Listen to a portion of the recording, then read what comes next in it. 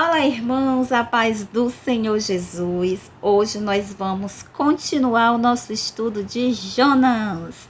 Vamos lá. Olha, a gente está bem pertinho do final. Nós estamos no último capítulo, no capítulo 4. Livro pequeno, só 4 capítulos. Mas hoje não é o último vídeo, porque eu vou dividir em 2 vídeos para os vídeos não ficar muito longo, tá bom?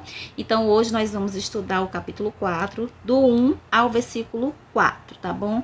Lembrando que vídeos toda quarta-feira, todo sábado às 18 horas. Então, vamos estudar?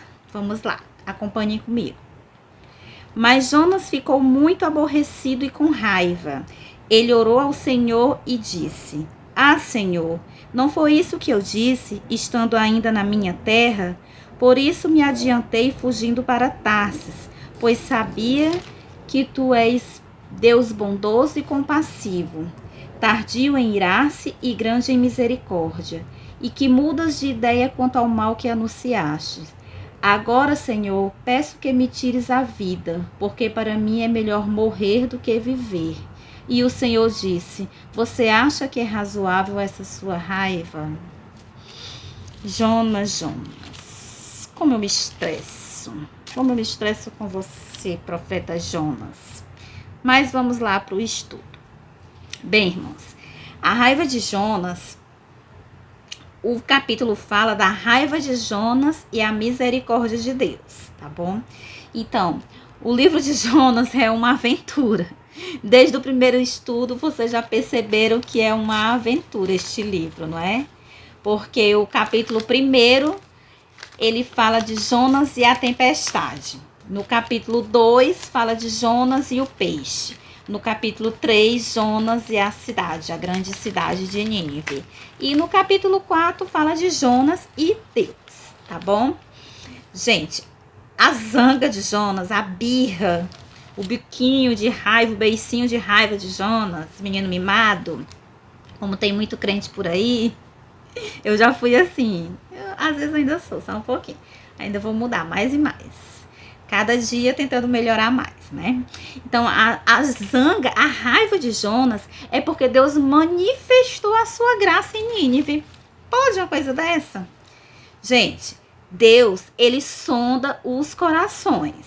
Ele sabe que é possível alguém fazer a obra, fazer a coisa certa, mas com a motivação errada.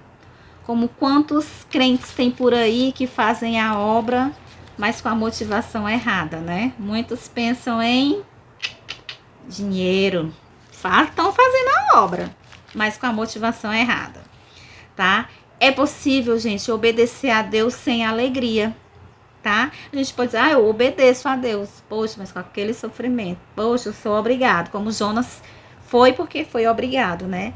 Então, é possível, sim, obedecer a Deus sem alegria. É possível ser uma bênção para as pessoas, para os outros, mas sem usufruir dessa bênção. Vocês já viram aquele irmão ou aquela irmã que é uma bênção para todos? Ora por todos,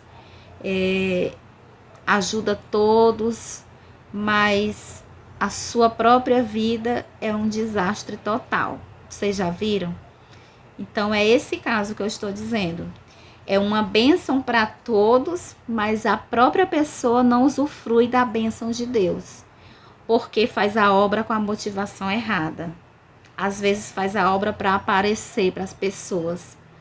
Não é para Deus, é para as pessoas. Então, a motivação é errada. Então, a própria pessoa não usufrui da bênção. Nesse livro, a gente pode ver o perigo que é pregar para as pessoas e não viver o que prega. Como muitos vivem assim, não é, irmãos? Muitas pessoas pregam e não vivem o que pregam. E isso é um perigo muito grande.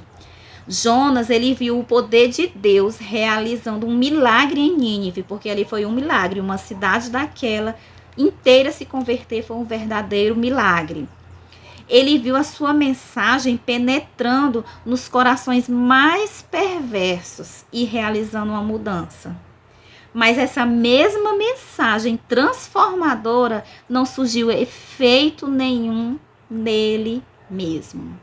Quantas pessoas pregam aquela mensagem que a gente diz assim, Uau! Que mensagem cheia da unção. Mas a própria pessoa não usufrui daquela mensagem. Quem conhece aquela pessoa intimamente, seus vizinhos, sabe que aquilo ali que ele está falando são só coisas que ele já decorou. Porque a própria pessoa não vive aquilo ali. Isso é muito triste, não é? Deus vê tudo, Deus sonda todos os corações. Gente, como é triste quando um servo de Deus é fonte de bênção para os outros, mas eles próprios deixam de ser abençoados. É por esse motivo, tá? No versículo 3, Jonas pede a morte. Meu Deus. Jonas. Ele pede a morte. Jonas, ele é um profeta que ele não tem prazer na oração. Porque ele só orou 2 vezes nesse livro. Você pode conferir lá, né? Uma para buscar o socorro de Deus quando ele estava dentro do ventre do peixe. E a segunda para reclamar de Deus. Porque ele tinha salvado a cidade de Nínive. Que profeta, né, esse? Pois é, gente. Na primeira oração, ele pediu que o salvasse. Na segunda oração, ele pede a morte. Só Deus para ter paciência, né? Porque nós, seres humanos, não dá, não. Não dá para entender este profeta. Jonas, ele amava tanto Israel, gente. Ele amava tanto a nação de Israel, que ele odiava a todos que podiam ser uma ameaça para o seu povo. Então, é como assim, como vamos dar exemplos nos dias de hoje. É como os crentes que amam mais a placa da igreja do que o próprio Deus. Vocês já viram crentes brigando por placa de igreja? A igreja verdadeira é a minha. Na minha igreja é isso, na minha igreja é aquilo, na minha igreja... Gente, é Jesus. Placa de igreja não vai te levar para o céu, não. Você está fazendo como Jonas, amando mais a nação do que o próprio Deus. Você está amando mais a placa da sua igreja do que o próprio Jesus. Vamos acordar para isso, tá? É isso que o livro de Jonas quer ensinar para a gente. Gente, no versículo 4, aqui fala da paciência de Deus. Que paciência que ele tem com a gente. Não digo só que ele teve com Jonas, é que ele tem com a gente. Quanta paciência ele teve comigo. Ó Senhor, obrigada pela paciência. Porque eu era terrível. Quanta paciência o Senhor teve comigo. Quantas pessoas o Senhor usou para me confrontar, para me ensinar, para me amar, para hoje eu ser bênção na vida das pessoas e também receber as bênçãos que Ele tem para mim. Deus é muito paciente, mas a paciência dele tem limite, tá? Não vamos testar a paciência de Deus, não. Por isso que quando ele me acolchou, tratei de me ajeitar logo, né? Para não testar a paciência dele. Sim, versículo 4. Gente, o Senhor disse para Jonas: você acha que é razoável essa sua raiva? Deus ainda fez essa pergunta para ele. E assim, a paciência de Deus, gente, é tão incrível que ele não condena ninguém sem antes chamar ao arrependimento. Você vê que a todo tempo Deus está tentando trazer Jonas ao arrependimento. Você viu que ele não condenou Nínive antes de chamar eles ao arrependimento. O nosso Deus é assim, o Deus da segunda chance. Então aproveitem a segunda chance que Deus está dando para você, tá bom?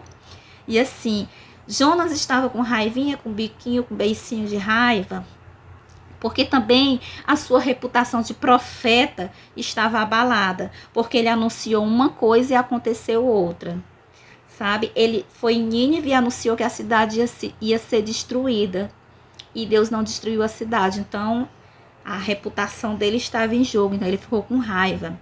Gente, o livro de Jonas nos dá um alerta. Quando ele ficou com raiva, quando ele ficou daquela maneira, o alerta é o perigo de se cansar da obra, na obra. O que é que quer dizer isso? Você que está na obra e se cansar da obra. Você que trabalha na obra de Deus, tá? E se cansar dela. Mesmo assim, continuar fazendo a obra de Deus, mas por obrigação, que foi o que Jonas fez. Ele fez a vontade de Deus por obrigação. Então, irmãos, Deus, ele não tá esperando da gente que a gente faça nada por obrigação, não. A gente tem que sim fazer a obra dele, mas por amor a Deus e por amor às pessoas. Jonas faz a obra de Deus porque ele não tem outra opção. Ele se achou obrigado, encurralado e foi. E muitas pessoas se acham assim. Gente, o ministério, ele não é um prazer para ele, para Jonas, mas é um fardo. Ele não tem prazer no que faz. Quantas pessoas vivem assim, vão para a igreja por obrigação? Estão lá na obra por obrigação. E é muito triste isso. Eu imagino a tristeza de Deus. E quantas vezes Deus falou com você, querendo lhe trazer de volta ao arrependimento, querendo lhe trazer de volta o prazer de estar na obra dele. Então vamos ficar ligados nisso, tá bom? Entendam uma coisa. O Deus da obra é maior do que a obra. O que importa para Deus não é a obra que você está fazendo. O que importa para Deus é quem você é. Você tem que botar em primeiro lugar Deus. Não é a obra dele, é ele. É a sua intimidade com ele. Deus, gente, ele está mais interessado em quem nós somos, tá bom? Do que o que a gente faz.